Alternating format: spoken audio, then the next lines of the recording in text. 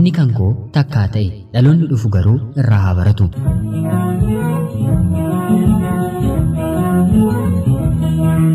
Ani maqaan koo Boontuu Eessiin jedhama. Kanan dhaladhee guddadhe magaalaa Naqqamtee keessatti. Barumsa koo kutaa 1 hanga 8ttis mana barumsaa Kaatoolikii keessatti baradhe. Barattoota qaxalee fi waggaa waggaan akka mana barumsaatti badhaasa argatan keessaa an barattuu ishee hangafaan ture. Sababa cimina koo kanaafis hawaasa keessatti kabajaa fi ulfina guddaan qaban ture. Maatiin koo baay'ee kan na jaallatanii fi akka qananiittis kan na ilaalan ture. Bu'aan kun hundumtuu kan dhufe garuu abbaan koo halkan na waliin taa'ee kan inni na faana dubbisuu fi na qo'achiisaa bulu ture. Maatiin koo qabeenyaanis waan isaanitti hafe tokkoyyuu hin qabani.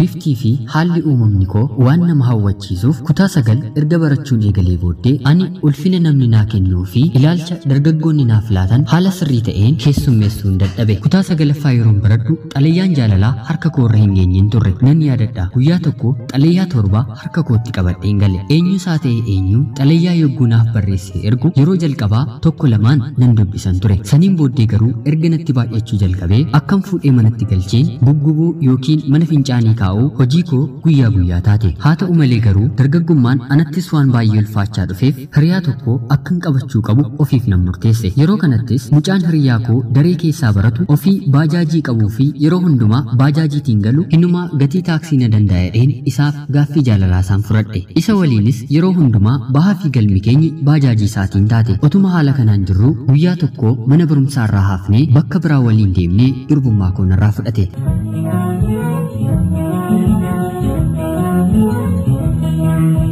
Anis yeroo sanaatii kaasee afuurri hin taane natti gale. Dhiira na gaafate hundumaa tole jedheen waliin ciisuun eegale. Namni ijaa fi kabaja gaarii naaf qabu hundi natti jijjiirame. Anaaf garuu wanti kun akkan isaan tuffadhuu fi sadarkaa ta'e isaan irraa ol jedheen akka of ilaalu na godhe. Maatii fi obboloonni koo akka wayii na gorsanis gurri koo garuu isaaniin dhaga'uu hin dandeenye. Hinumaarra darbee itti baacuu fi itti qoosuun jalqabe. Harmeen koo sababa koorraan kan ka'e dhiibbaa dhiigaatiin qabamtee hanga yoona rakkachaa jirti. Haalli qaamni koo yookiin sheepiin koo baay'ee nama hawwataa waan tureef ijji dargaggeessaa hundi gara kootti ta'e. Anis wantiin ta'aa fi hojjechaa jiru natti beekamaa dhufus haalliin kana keessaa ba'uu fi namni ana fakkaatee na gorsuu danda'u garuu argachuu hin dandeenye. Hiriyoonni koo akka warqiitti na ilaaluu fi isa dargaggoonni anarratti akkas wal ta'an hawwuu fi natti inaafuu jalqabani. Akka carraa ta'e yeroo tokko shufeera tokko waliin bare. Yogguu sana kutaa 10ffaan baradhan ture. Haalli barnoota koo garuu faallaa isa kaleessaati. Otuman shufeera kana waliin jiru akka haadha manaasaa hiikee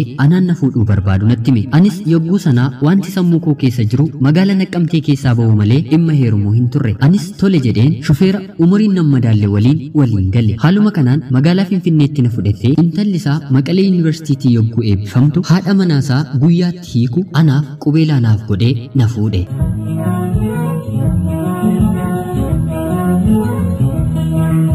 Mana galmaa kondominiyeemis magaalaa Finfinnee keessaa bitee qulfii harka kootti natti laate. Anis tole jedheen isa waliin jiraachuun eegale. Otoon turiin baatii 2 booddees daa'imni garaa koo keessatti na hafe. Haala kana hundumaarra yeroon jiru sammuun koo maal akka ta'e homaa tokko natti hin beekamu. Anaan kan natti argamuu fi kanan ilaalu konkolaataasaa fi mana nyaataa guddaa magaalaa Finfinnee keessaa qabu ture. Haa ta'uutii mucaas dahee fi hiikameen ji'a 7 yogguun fixu wanti addaa ta'e tokko uumame. Namtichi ani itti heerume kun qabeenya guddaa waan sochoosuuf liqiin baankii qarshii guddaatu irra ture. Haati manaasaa isheen duraa qabeenya isaa walakkaan hirattee waan deemteef kaffaltii baankiin isarraa barbaadu yeroo yerootiin kaffalee xumuruu dadhabe. Baankiinis himatatti banee qabeenyi isaa hundi to'annaa jala oole. Dabalataanis waraqaan daldalaa maqaa biraatiin daldalaa ture yakka otoonni ittiin hojjechaa jiru agarsiisu karaa gumruuk harka isaa gale. Namtichi kunis naasuu guddaatiin halkan otuu namaddii ciisuu ka'ee shubbuxiidhaan mana fincaanii keessatti lubbuu isaa balleesse. Anis naasuu guddaan na qabate. Daa'ima koo fudheen halkan qixxee sana bakkan jiraadhu sanaa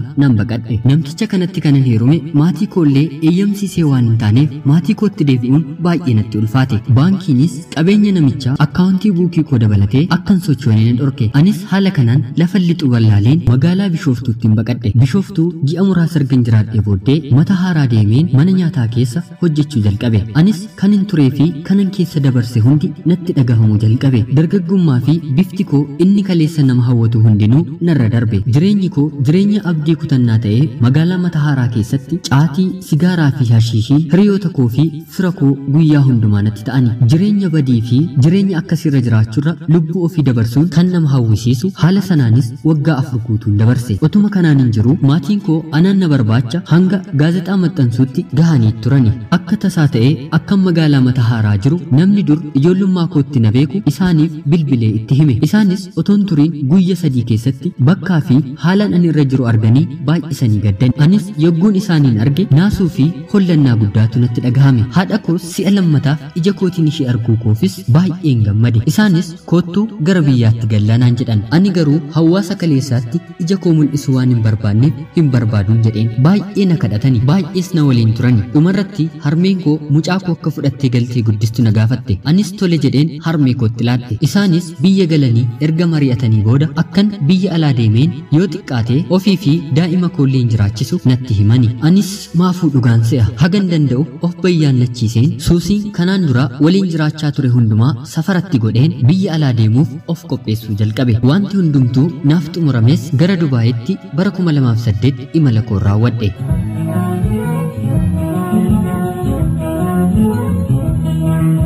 Ganamni koo nama waan tokkotti irratti hin turre. Gidduu koo garuu harka kootiin of hin balleesse. Kan gidduu koo irratti hin balleesse sun jireenya koo har'aa miidhee itti taphatee jira. Hiriyoonni koo kaleessa mana barumsaa keessatti sadarkaadhaan wal dorgomnu guyyaa har'aa dooktaraa fi injiinara ta'anii uummata isaanii tajaajilaa jiru. Dubartoonni kaleessa bareedinaa fi sheeppii kootti inaafan turan guyyaa har'aa baay'een isaanii mana baankii keessatti akkaawuntaantii ta'anii tajaajilaa jiru. Mucaan kaleessa baajaajiidhaan na deddeebisee durbummaa koollee narraa fudhate har'a mana ijaarratee maatii godhatee jireenya gammachiisaa jiraachaa jira. Dargaggoonni kaleessa yogguun ani isaan bira darbu hooyi naan jedhan guyyaa har'aa na waliin hin jiran. Jireenya gaddisiisaa fi gadi bu'aa kanan jiraachaa jiru ana qofaa koodha. Haa ta'u an harka kootiin of hin balleesse. Isinii fi dhaloonni uftan garuu kanarraa of eeggadhaa. Mudannoo jireenyaa Boontuu S Dubaay irraa nagaadha.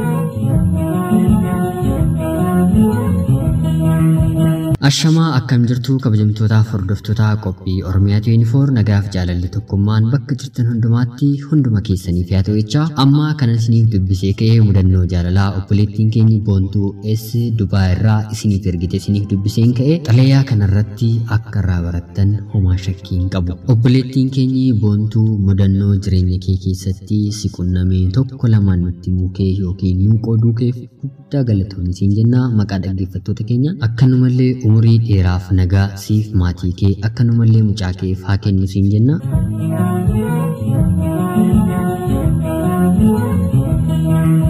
Egaan kabajamtoota hordoftoota qophii Oromiyaa 24 xalayaan kun baay'ee nama gaddisiisuuf barnoota guddaa akka irraa argattan garuu homaa shakkii hin qabu. Keessumaa jireenyi ishee jalqabaa kan baay'ee nama hawwatuu fi baay'ee namatti tolu akkanumallee barumsa ishee irratti cimtuu kan turte Boontuun sababii bareedina ishee fi baay'ee nama hawwatuun dargaggummaan ishee daandii hin taane irra ishee buuse. Qorumsa ishee mudatu hundumaarraa of qaburraa itti of eeguudhaan yookiin karaa hin taane hiikuudhaan jireenya ishee fuullessate.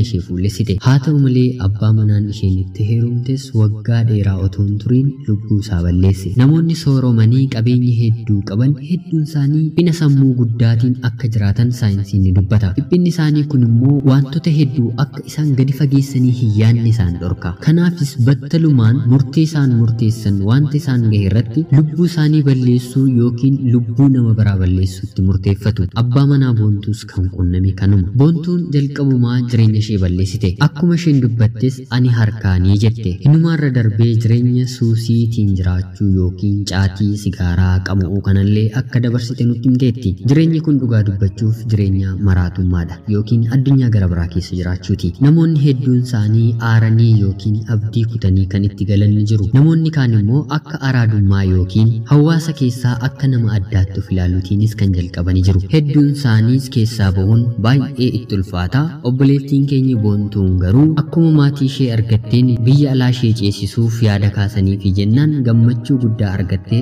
akka hir'istee fi akka dhiiste nutti himtee jirti. Yeroo tokko sammuun keenyi erga gaabbee abdii kutee booddee abdii xiqqoo yogguu namni nu horu argannu wanti nuti keessaa hin baane tokkoyyuu hin jiru. Isinillee hordoftoonni qophii Oromiyaa 24 boontuun waan hundumasaa isinitti himteetti jalqabni isaa kan hin tolle jalqaba irratti balleessaa hojjechuu kan jalqabe gidduu isaatti illee badiin gara biraa akka dhalatu nutti himtee jirti. Jireenya keessan borii sirreeffachuuf kan har'aa irratti xiyyeeffannoo godhaatii irratti hojjedhaa nun jechaa jirti. Guddaa galatoomii massee jenna.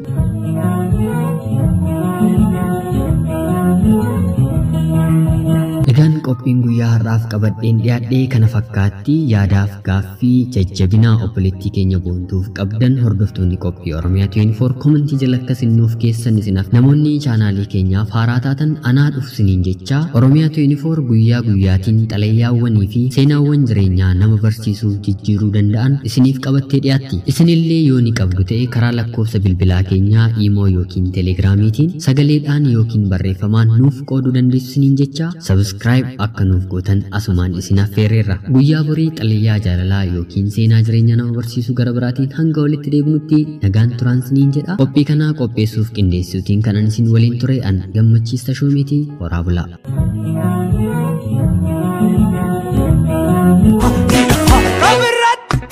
Warri kun